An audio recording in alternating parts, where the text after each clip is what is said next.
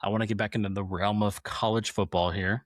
And so, first of all, the bracket's out for college football, right? So what announcement do we have as a podcast? Well, we are setting up for the second year in a row the ESPN bracket for the college football playoff. So we will have a link in the description. We'll also post it on various social media. We'll try to shoot out some text to some personal friends and followers that we know like to participate. I think the goal that I would like, I think last year we had, what was it, like 80 people that participated in it. So that was March Madness. I think for football we had like 20. So yeah, you're right. But let's hit 80.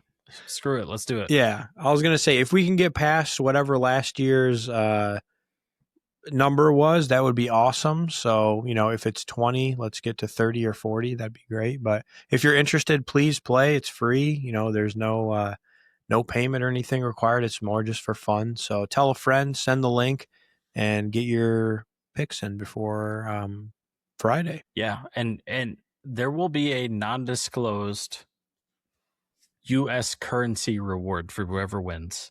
You and I will talk about that. We're recording on Tuesday. This episode will come out Thursday. On our social media posts, we'll tell you there will be an actual like monetary reward for winning the whole bracket. Yeah. So share it with your friends. It's free to enter. You might win some money.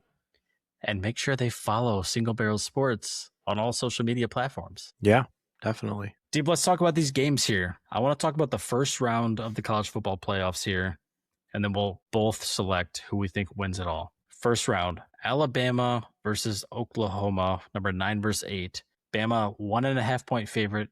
What do you got there? Alabama gets their revenge. Same. I think Bama wins this game. This should be a fun one here. Miami versus Texas A&M.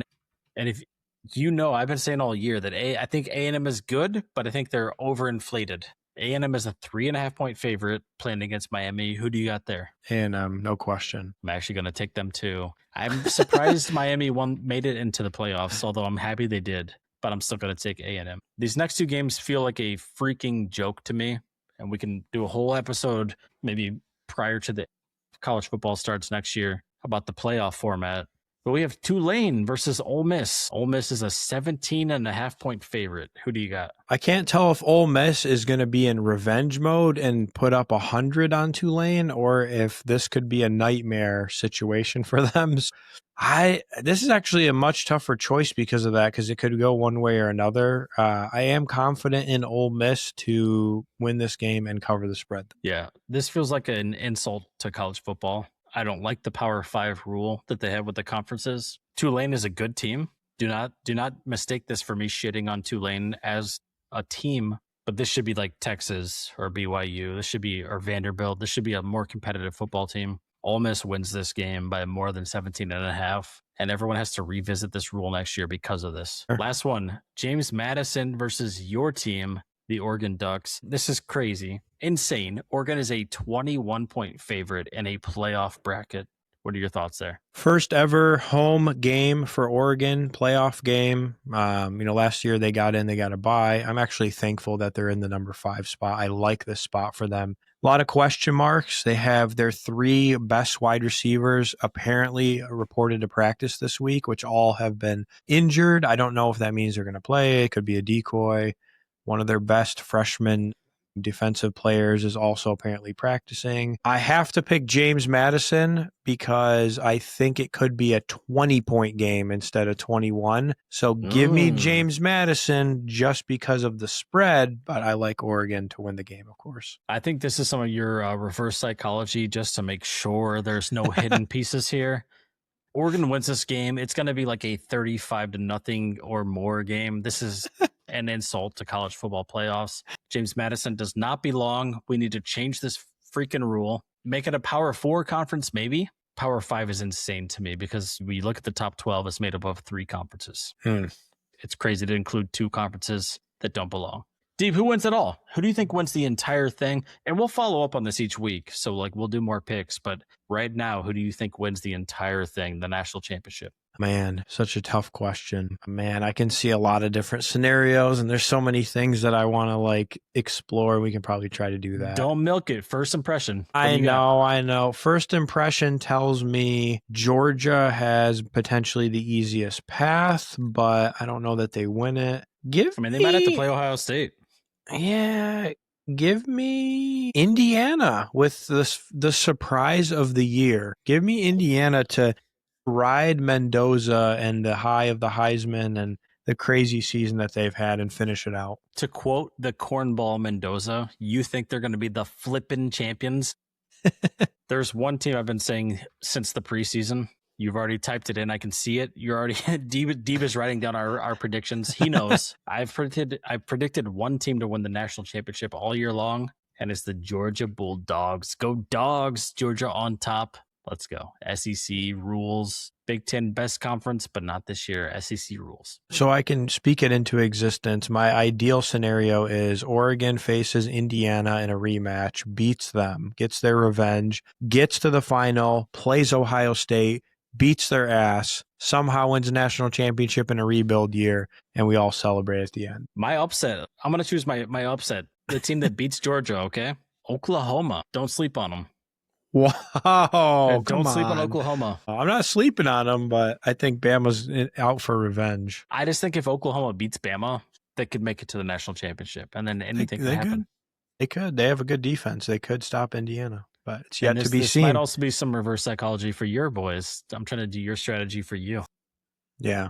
No, that's fair. But, I mean, hey, Indiana beat Ohio State, and that was a close-ass game, so they've shown that they can hang, or Ohio State's not as good as everyone thinks. They are as good. I think Indiana is too. I'm just joking. I think Indiana's solid, and I knew that when they beat Oregon. I was like, fuck. Anyways. Okay, well, you want to dive into some NFL stuff? Yeah. I want to be honest. There were too many really good games to pick for the NFL to pick from, so I just chose the 4 that I thought would be the most intriguing. We could have chosen like 6 or 7. There's so many good NFL games. Guys, if you're a sports fan, watch all of the NFL this week. There's so many very impactful games for the playoffs that are occurring this weekend. But here are the 4 I chose. Do you want to take it deep or do you want me to? No, go ahead. You're on a roll. Rams are going to Seattle. Both these teams are 11-3 and they're in the same division. Rams are 1.5 point favorites. You want me to go first with my picks this time since I put you on the spot in college? Yeah, go ahead. Call me crazy. I'm sure people will. Give me the Seahawks. I love the Seahawks. They're at home. They got the 12th man. And I think the Rams are due for a bad game. I picked the Seahawks because that one call was bullshit against the Lions. So the refs are going to be in the favor of the Seahawks somewhere, and they have to redeem themselves. Different week, different ref crew, but still the same thing. Well, you know, somebody out there will get to them. This next one is a really interesting one now. So I think it was only like 2 weeks ago that the Bears and Packers played, but they played in Lambeau. And Ben Johnson said that he looked forward to beating LaFleur twice a year. If you remember, I don't know if you remember that, but the Packers ended up winning at home. It was a very close game. Probably the best Bears-Packers game that we've had in like 20 years. So now they're running it back. They're playing in Chicago. The Packers are 1.5 point favorites going to the Bears. Who do you got there? No, you pick first. You're right. This is the most insane pick I think I've ever made in a whole year of this podcast. Give me the Bears. I think without Micah Parsons rushing Caleb Williams, he has more time. And the biggest gap in his game is his decisiveness. So more time allows him to just rely more on physicality and less on mentality. Give me the Bears. Yeah, I mean, Bears at home. That's really it. Just Bears at home. I think they have a home field advantage, and it was a close game last time. Jags are visiting the Broncos, and Broncos are 3 point favorites at Mile High. And I'm riding the Broncos, man. I've been high on them all year since before the season. I made a bet on them making the playoffs in the preseason, and they are now clinched. So nope, not falling back now. Give me Broncos. I think the Jags sneak one here. I like the Broncos, but I don't know. Jags are sneaky, and the Jags offense has been sneaky good in the last few years. And Broncos haven't lost in a while, so that's my only reason. They've won like 11 in a row, dude. Like it's like insane. Yeah. So I'm like, all right, it's got to come to an end sometime. Last one here. I don't even know what I want. This is going to be totally on the fly. Patriots are going to Baltimore playing the Ravens. Ravens are -3 point favorites despite being 4 fewer wins in the win column. They are the home team. Give me the Ravens. This is what I've been preaching this all week. I think I think the Ravens are better than their record, and I don't trust the Patriots to beat really good teams. I could see this. If this is a coin toss, it's a 50-50 to me.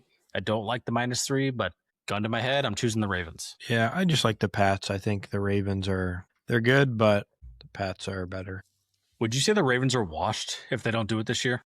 Probably no, not washed, but I mean this year's a wash. Because, like, let's just look at the Ravens. Mark Andrews is only getting older. Isaiah Likely's fine. He's no Mark Andrews. Lamar is only getting older. Derrick Henry is probably not going to be Derrick Henry next year. They do have Keaton Mitchell, who could be a quick shifty back, but it kind of feels like this is like the last chance for the Ravens to be like that team, and they're coming from behind. They're very uphill battle. Yeah. I mean, they might find a way to revitalize. Like, I mean, when they picked up Derrick Henry a couple years ago, that was like a revitalization. So you never know. They could. They need a big wide receiver prospect. They don't really have. Yeah. Zay Flowers is good, but I don't think he should be a wide receiver 1. I think he should be the second receiver on a team. They should go out and get like a young, younger guy, one that's maybe a couple years in the league, or even somebody that's a rookie this year that's been doing well. I think that would kind of help. George Pickens. Yeah, that's something to reinvigorate, the ability to throw the ball. I don't think the Cowboys can afford George Pickens and still build a team, so the Ravens should get him. Well, I think the Ravens could also trade Lamar to the Bengals for Joe Burrow, which would be interesting. A lot of people think Burrow might go to the Vikings and reunite with Justin Jefferson. I can see that. That's an off-season podcast episode, but yeah, good things to talk about.